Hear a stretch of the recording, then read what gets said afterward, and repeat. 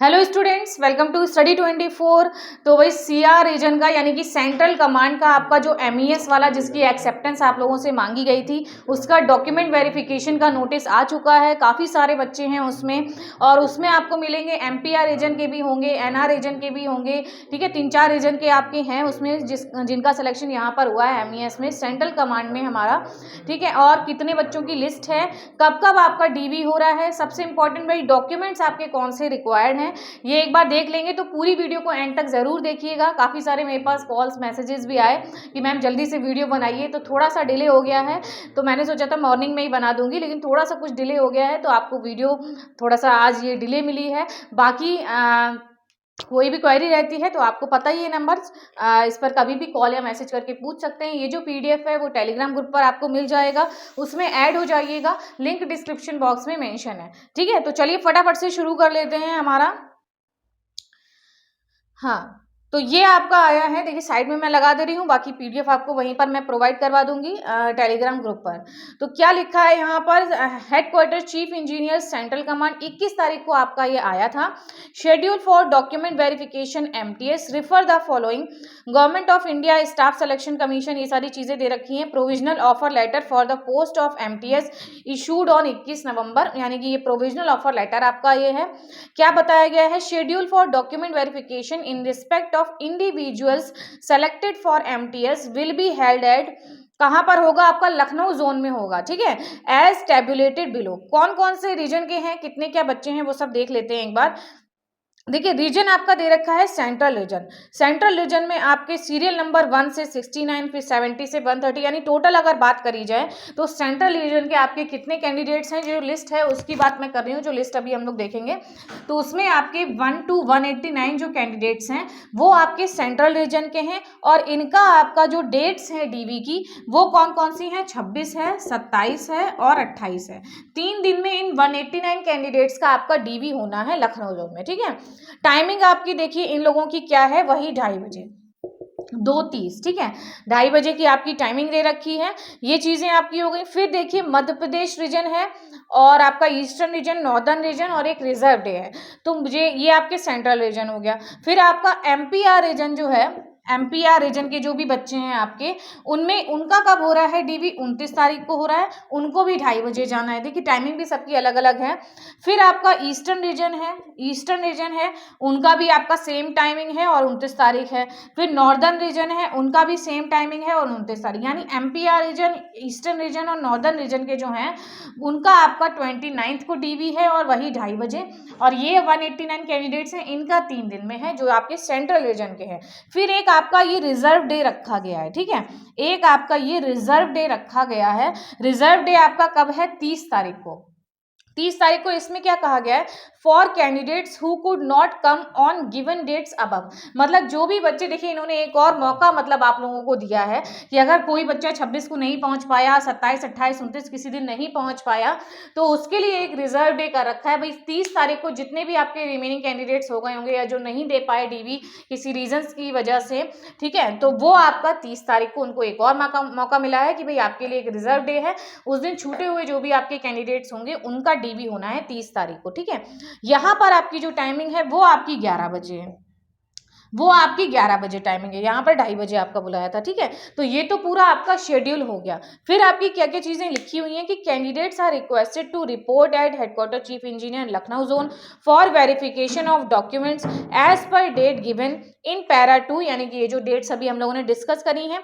Candidates not appearing for DV will not be considered for issue of offer of appointment for the post of MTS. अगर आप इन dates पर भी, भाई reserve day रखा गया है उस पर भी नहीं गए, तो आपका जो ऑफर लेटर है उसको इशू नहीं करा जाएगा। ठीक है, ये चीजें हो गई। फिर फोर्थ वाले ऑप्शन में क्या है, you are requested to bring all original documents and 2 sets of photocopy of all documents for office purpose as per checklist given at appendix A for this letter. क्या बताया गया है कि भाई फोटोकॉपीज आपको लानी है डॉक्यूमेंट्स की, और 2 सेट्स में फोटोकॉपीज आपको लेकर आनी है। ठीक है, 2 सेट्स में कॉपीज लानी है, और ओरिजिनल तो आपको लेके ही जानी है, ओरिजिनल तो लेके ही जानी है, और 2 सेट्स फोटोकॉपीज के लेके जाने हैं। और ये क्या कौन कौन से डॉक्यूमेंट्स लेके जाने हैं वो अभी हम लोग फर्दर देखते हैं। हाँ जी, ये सारी चीज़ें हो गई। अब डॉक्यूमेंट्स पे एक बार देख लेते हैं।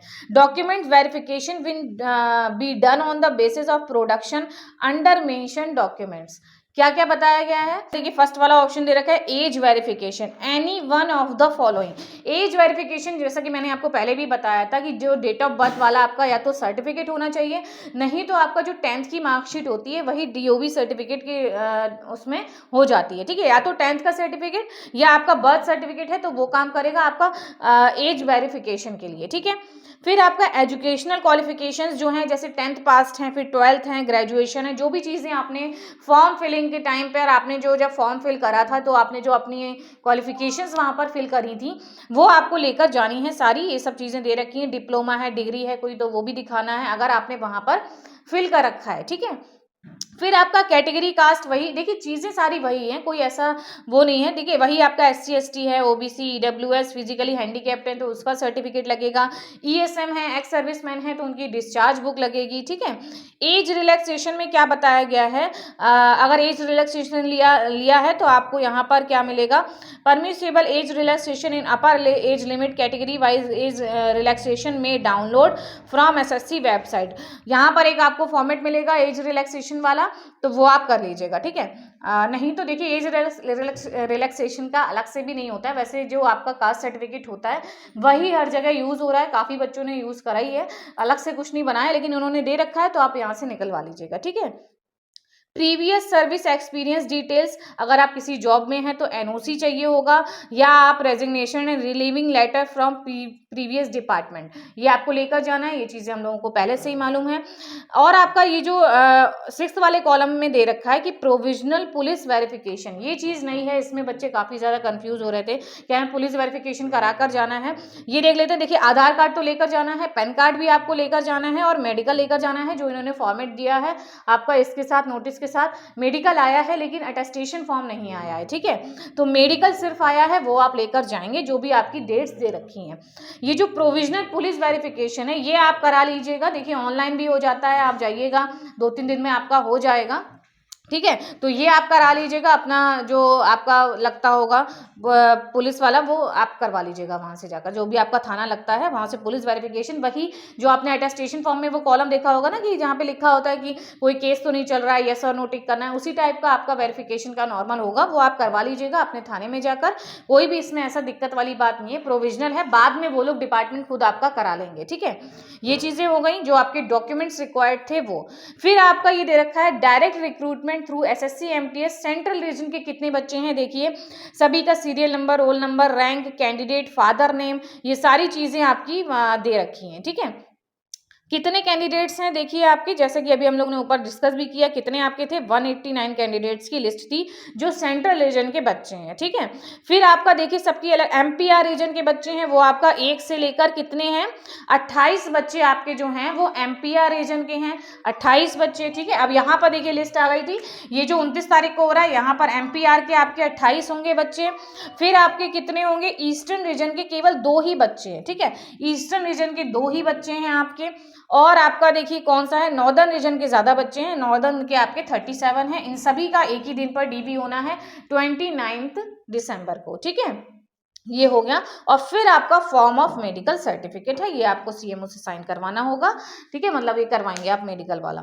तो बस ये चीज़ें थी, बाकी एमईएस का भाई सेंट्रल कमांड का आ चुका है और अच्छे से भाई अपना डीवी दीजिए जाकर। बाकी कोई भी क्वेरी रहती है तो आप लोग इस नंबर पर कॉल या मैसेज करके पूछ सकते हैं, कोई भी इशू अगर आपको आता है तो टेलीग्राम ग्रुप में ऐड हो जाइएगा, या पीडीएफ में वहीं पर शेयर कर दूंगी तो आपको मिल जाएगा। अपना नेम वगैरह चेक कर लीजिएगा कि भाई किस किस का नेम है, बाई चांस कभी ईमेल में किसी के वो हो जाता है, मिस्टेक है ईमेल में, बाई चांस मेल नहीं आया किसी के पास, तो अपना नेम वगैरह यहाँ पर देख सकते हैं, ठीक है?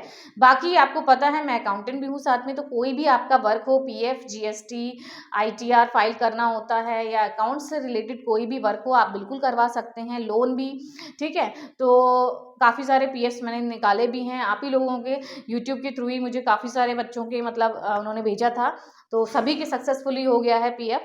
तो आप लोगों का कोई क्वेरी हो तो आप लोग पूछिएगा, या कभी कोई आपको सर्विस लेनी हो तो बिल्कुल कॉल करिएगा, बहुत ही मिनिमम चार्जेस में आपके सारे वर्क होंगे, हमारी पूरी अकाउंटेंट्स की टीम है, ठीक है?